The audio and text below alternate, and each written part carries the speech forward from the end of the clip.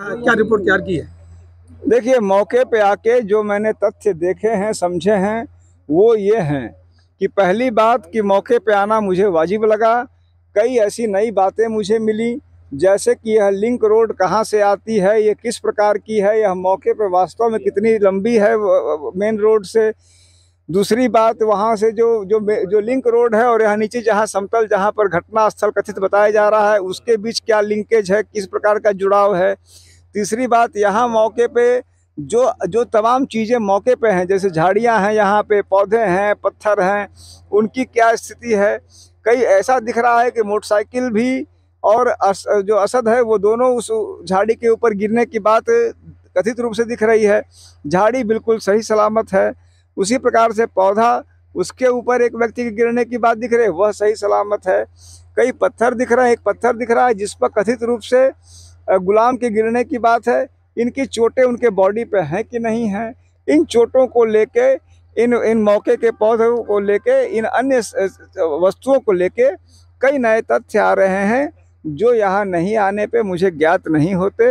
इन सारी बातों को मैं कलेक्ट कर रहा हूँ। अभी मैंने कुछ के वीडियो लिए हैं, कुछ और भी वीडियो लूँगा, फोटोग्राफ्स लूँगा, और इनके आधार पे अपने तथ्य संबंधित प्राधिकारियों के सामने, यानी कि सिटी मजिस्ट्रेट के मजिस्ट्रियल इंक्वायरी में, राष्ट्रीय मानवाधिकार आयोग की जांच में, और जो 2 सदस्यीय कमेटी बनी है जिसमें विजय गुप्ता एक डीजी और एक और सज्जन हैं, उनके सामने मैं अपने तथ्य रखूँगा और मैं चाहूँगा कि उन तथ्यों पर सम्यक आकलन किया जाए। सर, आपने देख के क्या लगा आपको?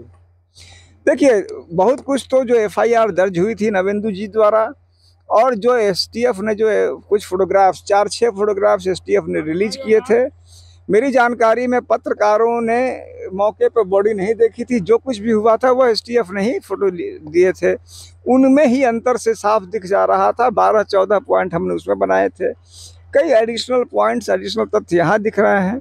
यह सब संदेह का कारण है। अब कोई भी चीज़ बिना जांच के, मैं उस तरह का व्यक्ति नहीं कि मैं घोषित कर दूं कि ये फर्जी है, लेकिन हाँ, यह फर्जी की तरफ इंगित करता है। इसकी गहन विवेचना नितांत आवश्यक है, निष्पक्ष और गहन विवेचना, और हमारे जैसे लोगों को भी जो कि रूल ऑफ लॉ के लिए काम करना चाहते हैं, उसमें सहयोग देना आवश्यक है।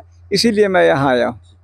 क्या लगता है कि जिस तरीके से जहाँ से भी एक मजिस्ट्रेट इंक्वायरी सेटअप की गई है, तो क्या आप वहाँ जाएंगे सिटी मजिस्ट्रेट कार्यालय में? मैं सिटी मजिस्ट्रेट कार्यालय में जा भी सकता हूँ, मैं लिखित में भी दे सकता हूँ, लेकिन निश्चित रूप से मैं, हो सकता है मैं भी जाऊँ सिटी मजिस्ट्रेट के सामने, अगर बैठे होंगे मैं जाऊँगा, उनसे अपनी बात कहूँगा और उनके सामने अपने फैक्ट प्रोड्यूस करूँगा। क्या लगा प्रथम दृष्टया, आपको क्या लगा? प्रथम दृष्टया यह मामला गहन विवेचना, गहन अन्वेषण और निष्पक्ष जांच चाहता है। गंभीर संदेह के कई बिंदु मौके पे भी हैं और पहले से भी जानकारी में थे। तो सर, राजनीतिक एनकाउंटर कह सकते हैं इसको? देखिए, जाहिर सी बात है कि जिस प्रकार से 2017 से एक प्रकार से कुछ लोगों को टारगेट बना के और मैस्कट बना के लगातार उनको ही हार्म करना, और उनको हार्म करने में कोई दिक्कत नहीं है, लेकिन बाकियों को छोड़ना और उसको पॉलिटिकल गेम मैनशिप के रूप में लेना, पॉलिटिकल गेन के रूप में लेना, पॉलिटिकल गेन के रूप में प्रेजेंट करना कष्ट का विषय। मैं अतीक अहमद के कांड में प्रयागराज भी गया। अतीक की हत्या जो कि स्टेट का कंप्लीट फेलियर है। यदि स्टेट ने नहीं भी कराया है तब भी फेलियर है, कराया है तो उससे बड़ी बात है ही नहीं। उसको भी स्टेट जो है अपने एक अचीवमेंट के रूप में ले रहा है। पुलिस कस्टडी में किसी की मौत हो जाए, आप उसको अचीवमेंट मान रहे हैं। तो यह स्थितियाँ तो निश्चित रूप से विकराल हैं। हाईवे से लेकर के आप एनकाउंटर स्पॉट पर साइड तक आए हैं, क्या लगा यहाँ पे बाइक दौड़ सकती थी तेजी से? क्या लगा कि पीछा किया सकता था? ऐसा लगता है आपको कुछ?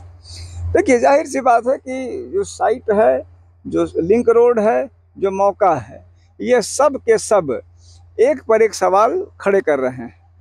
सर, क्या पोस्टमार्टम रिपोर्ट भी आपने देखी?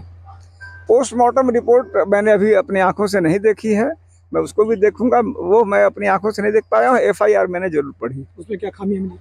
एफआईआर और जो मौके की जो फोटोग्राफ्स हैं, उनमें करीब 12-13 पॉइंट थे जिनको मैंने राष्ट्रीय मानवाधिकार आयोग को प्रस्तुत किया। अभी तक ये सामने नहीं आया है कि असद को बाइक किसने मुहैया कराई, बाइक पे जो चेचिस था, नंबर था, उसको किसने खुर्चा, ये सब पे जवाब अभी तक नहीं आया है। क्या इसको संदेह है बड़ा? देखिए, आप भी उत्तर जानते हैं कि बाइक किसने दी उसको, वो जो दोनों के हाथ में बंदूकें थी वो किसने दी और किसने खर्चा, वो भी आप जानते हैं।